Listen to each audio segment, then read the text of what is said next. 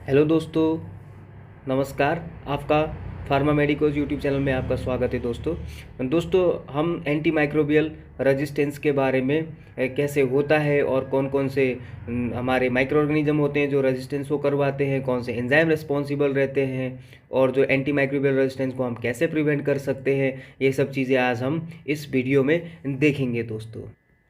अभी world antimicrobial resistance week celebrate किया जा रहा है दोस्तों। ये आपका नवंबर 18 से लेके नवंबर 24 तक ये वीक सेलिब्रेट किया जाता है। अभी ये जो ये वीक होता है ये WHO के उसमें किया जाता है। नवंबर एवरी ईयर, हर एक साल में नवंबर के टाइम पे किया जाता है। और जो थीम है WAW का 2023 का, वो क्या है? Preventing antimicrobial resistance together as in 2022 में भी यही था, अभी 23 में भी यही है कि जो एंटी माइक्रोबियल रेजिस्टेंस है उसको हम प्रिवेंट करेंगे। टुगेदर मीन्स जितने भी हेल्थ केयर प्रोफेशनल है सब मिल जुट के क्या करेंगे, हम एंटी माइक्रोबियल रेजिस्टेंस को कम करेंगे। 2019 में IHME ने एक पेपर पब्लिश किया था 204 कंट्रीज़ और पूरे टेरिटरीज़ को मिला के, जिस पेपर का नाम था आपका global burden of bacterial anti microbial resistance in 2019। ये किया था, एक ये सिस्टमेटिक एनालिसिस था। इसमें क्या बताया गया कि अभी जो लीडिंग कॉज है डेथ के लिए ग्लोबली वो आपका AMR है, एंटी माइक्रोबियल रेजिस्टेंस है। इसका मतलब जो कैंसर है उससे भी ज़्यादा जो लोग मर रहे हैं या जो लोगों का डेथ हो रहा है वो आपके किससे वजह से हो रहा है? आपका एंटी माइक्रोबियल रेजिस्टेंस के वजह से हो रहा है दोस्तों। अब हम स्टैटिस्टिकली देखेंगे तो जो AMR है वो एक ह्यूमन हेल्थ के लिए एक मेजर थ्रेट है।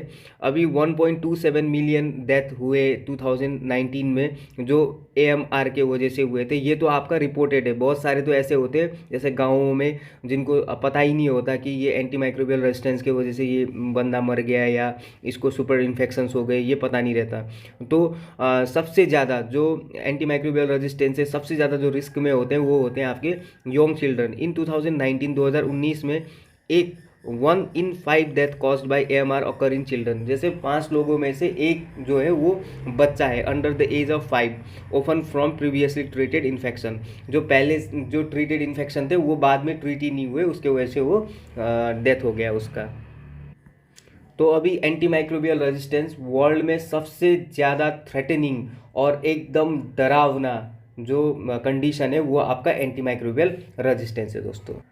अभी world antimicrobial resistance awareness week में जो पार्टनर्स है वो है आपके food and agriculture organisation of united nation FAO, और दूसरा है आपका united nation environment programme UNEP, और तीसरा है आपका वर्ल्ड हेल्थ ऑर्गेनाइजेशन WHO, और चौथा है आपका world organisation of animal health. ये चार मिल के आपका world antimicrobial resistance awareness week celebrate कर रहे हैं। तो ये हर एक साल नवंबर 18 से लेके 24 तक इस वीक को हम सेलिब्रेट करते हैं दोस्तों। तो अब ड्रग रेजिस्टेंस का मतलब क्या होता है दोस्तों?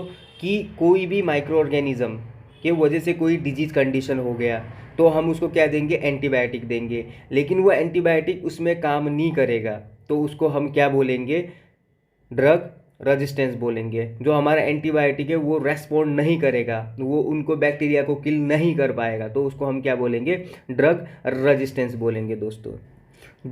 ये एक लैब रिपोर्ट है, ये नेपाल का लैब रिपोर्ट है, और इसमें आप देख सकते हो कि कितने जो एंटीबायोटिक्स है, जैसे कि ये एंटीबायोटिक ससेप्टिबिलिटी टेस्ट रेजिस्टेंस कितने पे है।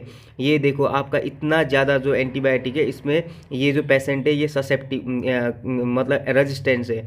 और सेंसिटिव मीन्स जो ये 3 एंटीबायोटिक ही इसमें काम कर सकते हैं, जो बहुत ही खतरनाक और बहुत ही ADR कंटेनिंग एंटीबायोटिक वही काम कर सकते हैं। लेकिन जो नॉर्मल एंटीबायोटिक जो इन्फेक्शन को क्योर करने के लिए यूज होते हैं वो एंटीबायोटिक इसमें यूज नहीं हो पा रहे because of anti microbial resistance दोस्तों। ये बेस्ट एग्जांपल है एंटी माइक्रोबियल रेजिस्टेंस का। तो इस ऐसे वर्ल्ड में इतने पेशेंट है जिनमें एंटीबायोटिक काम नहीं कर पाते आजकल।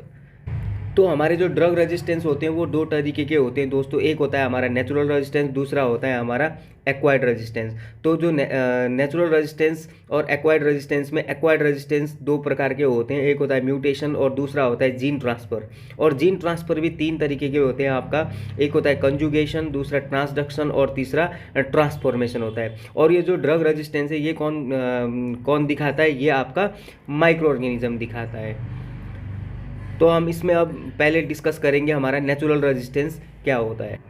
नेचुरल रेजिस्टेंस में क्या होता है कि बहुत सारे माइक्रो ऑर्गेनिज्म ऐसे होते हैं जो कोई ना कोई एंटी माइक्रोबियल जो एजेंट होता है उनके साथ रेजिस्टेंस रहते हैं। और इसके एग्जांपल में आते हैं आपके जैसे gram negative bacilli are unaffected by penicillin G. Penicillin G gram negative bacilli को कुछ ही नहीं कर पाता, बिकॉज पेनिसिलिन जी जो होता है वो आपका ग्राम पॉजिटिव में काम करता है। तो नेक्स्ट एग्जाम्पल में आता है जैसे aerobic organism are not affected by मेट्रोडाजोल।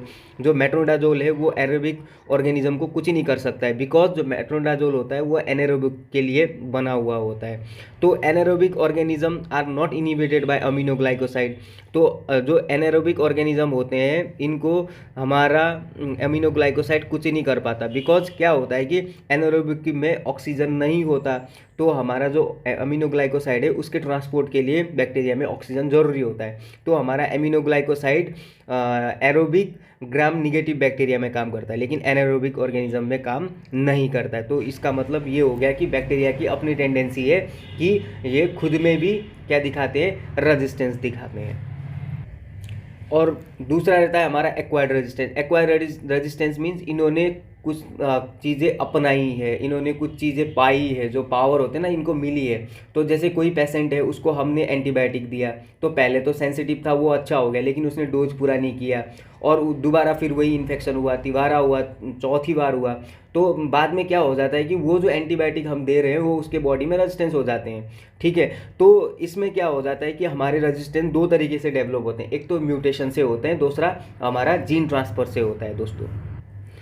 Mutation means ये एक स्टेबल और हेरिटेबल जेनेटिक चेंज है। जैसे एक मदर सेल है, मदर माइक्रो ऑर्गेनिज्म है, उसने क्या किया, वो अंडरगो म्यूटेशन हुआ उसमें और एंटी माइक्रोबियल रेजिस्टेंस उसने दिखाया। तो उसके जो डटर सेल होंगे उसमें भी वही म्यूटेशन आगे बढ़ेगा और आगे बढ़ते बढ़ते क्या हो जाएगा कि वो जो माइक्रो ऑर्गेनिज्म जो नए बन रहे हैं उसमें भी वो जो पुराना जो एंटी माइक्रोबियल रेजिस्टेंस जीन है वो आगे जाके फर्दर डिवाइड होगा और जो हमारे माइक्रो ऑर्गेनिज्म है वो एकदम से रेजिस्टेंस हो जाएंगे to that antimicrobial agent. और इसको हम क्या बोलते हैं, वर्टिकल ट्रांसफर ऑफ रेजिस्टेंस। तो क्या होता है, ये वर्टिकल ट्रांसफर होता है। जैसे कि आपका वर्टिकल ट्रांसफर में क्या हो जाएगा, ये क्रोमोजोम है और क्रोमोजोम में म्यूटेशन हो गया तो ये डॉटर सेल बन गए, तो ये आपका ये एंटी माइक्रोबियल रेजिस्टेंस डीएनए है ये, तो इसको हम वर्टिकल ट्रांसफर भी बोलते हैं।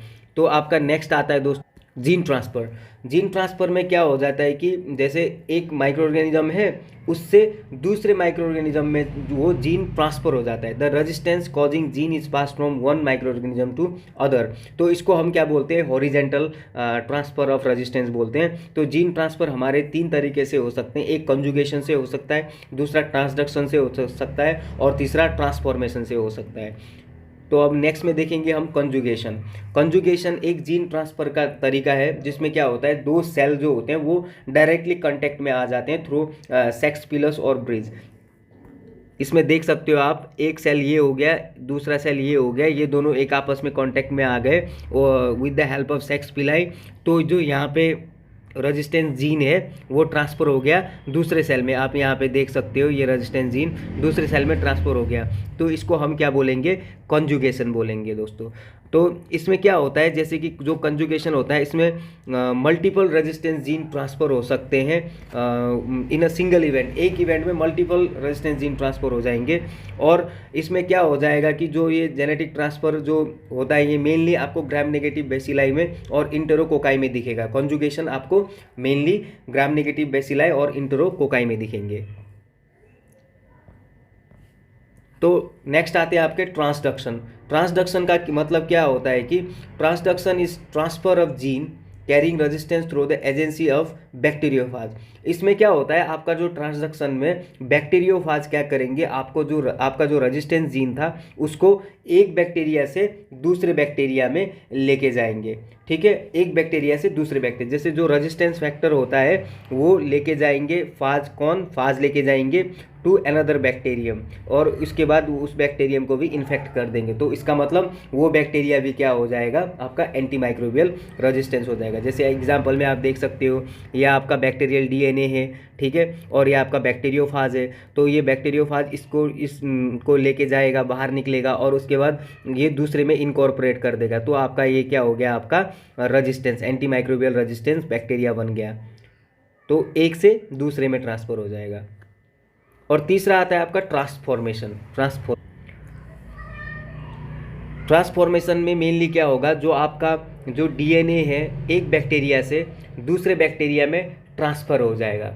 कैसे कि जैसे जो हमारा बैक्टीरिया है, ये आपका पहला बैक्टीरिया है, इसमें क्या है, आपका एंटी माइक्रोबियल रेजिस्टेंस डीएनए है, यह आपका बाहर निकलेगा और दूसरे बैक्टीरिया में चला जाएगा। और ये बैक्टीरिया जो ये दूसरा है आपका, ये भी आपको क्या दिखाएगा, एंटी माइक्रोबियल रेजिस्टेंस दिखाएगा। तो अब हम देखेंगे कि रेजिस्टेंस ऑर्गेनिज्म कितने टाइप के होते हैं। एक तो होते हैं आपके ड्रग टॉलरेंट रहते हैं, और दूसरे रहते हैं आपके ड्रग डिस्ट्रॉइंग रहते हैं, और तीसरे रहते हैं आपके ड्रग इम्परमिएबल रहते हैं। ड्रग टॉलरेंट में क्या होता है कि जो एंटी माइक्रोबियल एजेंट रहते हैं उसमें जो हम अब माइक्रो ऑर्गेनिज्म में देंगे तो जो टारगेट है, वो टारगेट की जो एफिनिटी थी वो कम हो जाती है। जैसे एग्जांपल में आप देख सकते हो, जो रेजिस्टेंस एस स्टेफाइलोकोकस ऑरियस और ई कोलाई होते हैं, वो एक एंजाइम डेवलप करते हैं जो होता है आपका आरएनए पॉलीमरेज, जिसके वजह से रिफाम्पिसिन उसमें बाइंड नहीं कर पाता। तो रिफाम्पिसिन आपको एस ऑरियस और ई कोलाई में रेजिस्टेंस दिखेगा। जैसे अब क्या होता है, जैसे पेनिसिलिन रेजिस्टेंट स्ट्रेन्स रहते हैं, तो ये क्या कर देते हैं, एक डेवलप कर देते हैं, और उसके बाद जो पेनिसिलिन बाइंडिंग प्रोटीन होता है उसको अल्टर्ड कर देते हैं, चेंज कर देते हैं। तो उसके बाद आपको पेनिसिलिन भी काम नहीं कर पाएगा इसमें। और नेक्स्ट होता है, जैसे आपको ट्राइमेथोप्रीम रेजिस्टेंट स्ट्रेन जो होते हैं वो क्या करते हैं, एक एंजाइम सिक्रेट करते हैं डाइहाइड्रोफोलेट रिडक्टेज, और जिसके वजह से जो आपका ट्राइमेथोप्रीम होता है उसकी लो एफिनिटी होती है। तो अब आपका ट्राइमेथोप्रीम उसमें काम नहीं कर पाएगा दोस्तों। तो जैसे अब नेक्स्ट कैटेगरी में आते हैं हमारे ड्रग डिस्ट्रॉइंग।